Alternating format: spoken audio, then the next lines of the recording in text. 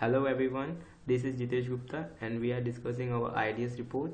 Our topic is mobile price classification and these are our group members.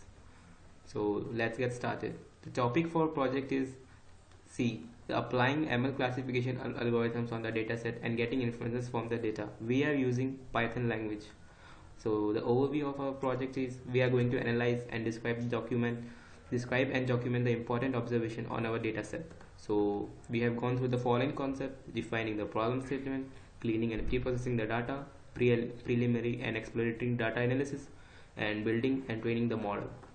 So what is our dataset about? So we have used Kaggle dataset repository. The link is given in the video, so you can download the dataset in the CSV format. So about the dataset, so if X person wants to start his company, so he has given a complete dataset of mobile phones of giant companies such as Apple, Samsung, Google's, etc. to estimate his optimal price for the mobile phones that his company is going to create. In order to resolve this issue, he collects the sales data from the mobile sold by the various companies. So in order to obtain estimate, the seller has find some sort of very viable relationship between the various prominent features of a mobile phone such as RAM, internal memory, front camera, primary camera, its dimension. So we are going to predict the price range for that indicate how or low the price of the mobile phones. In this we can classify our price range between the four values 0, 1, 2, 3, signifying the feature phone, budget phone, mid-range phone or the premium phone respectively. Our datasets consist of 3000 instances and 21 attributes. So the data available at the mentioned Kaggle URL consists of the train.csv, test.csv. Training data contains 2000 instances and the test contains 1000 instances, and the language we have used is Python 3. So here we are going to define our attributes. The datasets consist of 21 columns including 20 predictive non-class attribute columns or features and a one class attribute. So first one is ID, second one is battery power, third one is Bluetooth, fourth one is clock speed, fifth one is dual SIM, sixth is front camera, seventh is has 4G, eighth is internal memory, ninth one is the width of our mobile, 10th is mobile weight, 11th is N cores, and respectively 20th is touch screen, 21 is Wi-Fi. Features introduced later is screen size in inches and network generation. About the data, first we are going to import the data and the code is as follows. First we are going to include our header files numpy, pandas, matplot, seaborn. This is how we are going to read the data. Read panda.read csv, which is going to we are now printing the first 5 rows of the data 0, 1, 2, 3, 4, 5. Now data description. ds.shape will gives us the rows and the column. So we have 2000 rows and 21 columns, and ds.columns will give us the all the attributes in our data set.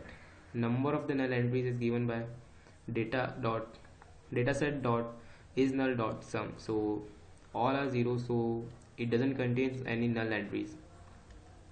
For column information, display.dsinfo. Here all the attributes is in given: battery power, clock speed, dual SIM, 2000 instances of everyone.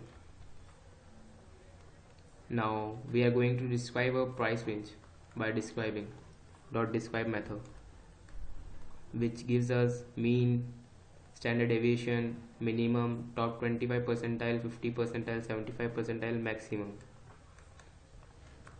Now the next part will be continued by Apurv Jain.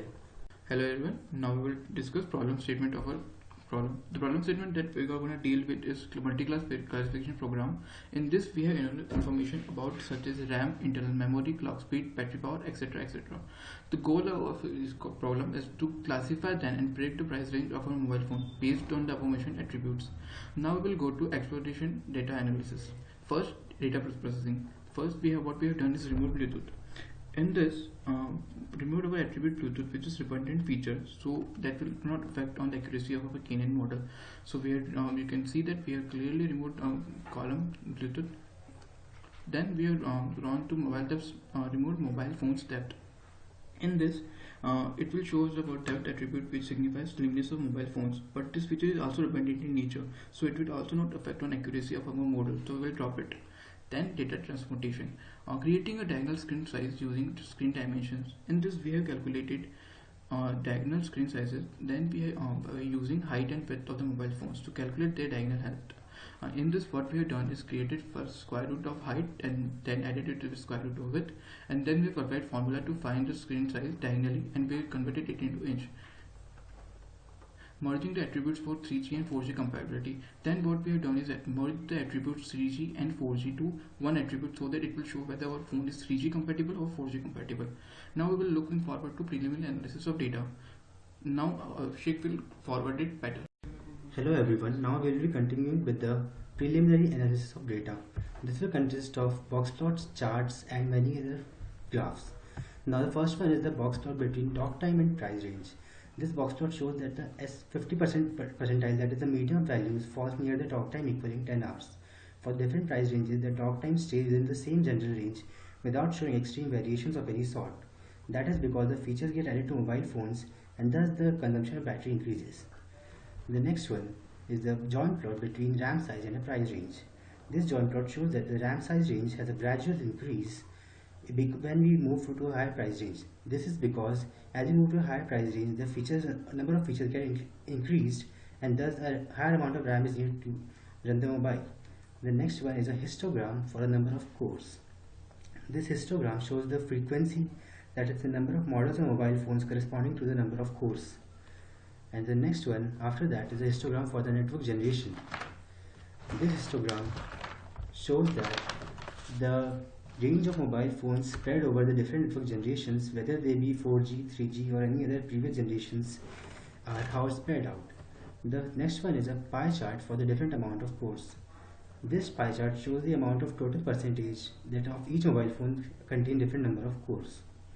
The next and the second last one is pie chart that shows the total different generations of network and how they are distributed among these mobile models.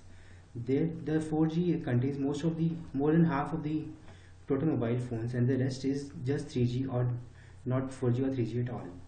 The last one is a prediction of how the mobile prices are based. We have used the correlation function in the data based on the various features in order to predict the price range of the mobile phones.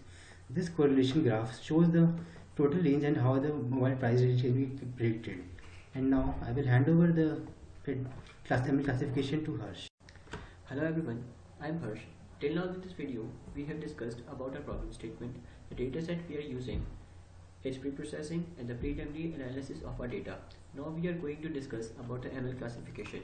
In the machine learning and statistic, classification is a problem of identifying to which of a set of categories a new observation belongs on the basis of the training set of the data containing observation whose category membership is known. Classification is an example of pattern recognition. These are the examples of some famous classifiers: linear classifier, logistic regression, naive Bayes classifier, SVM, the support vector machines, decision tree, random forest, neural networks, etc.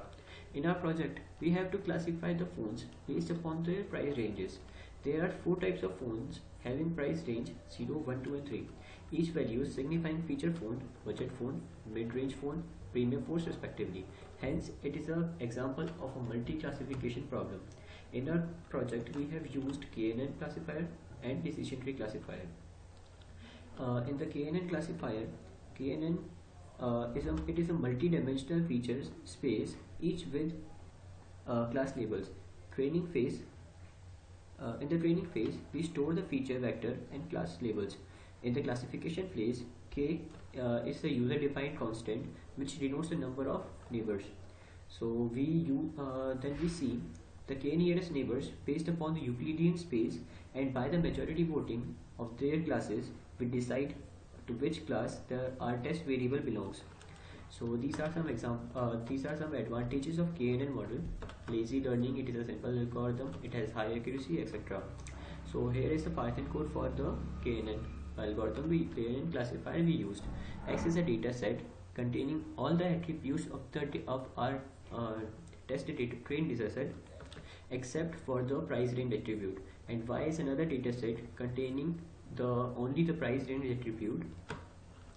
Then we split it into the train and test data set with test data set size 30% and the other 70% for the train data.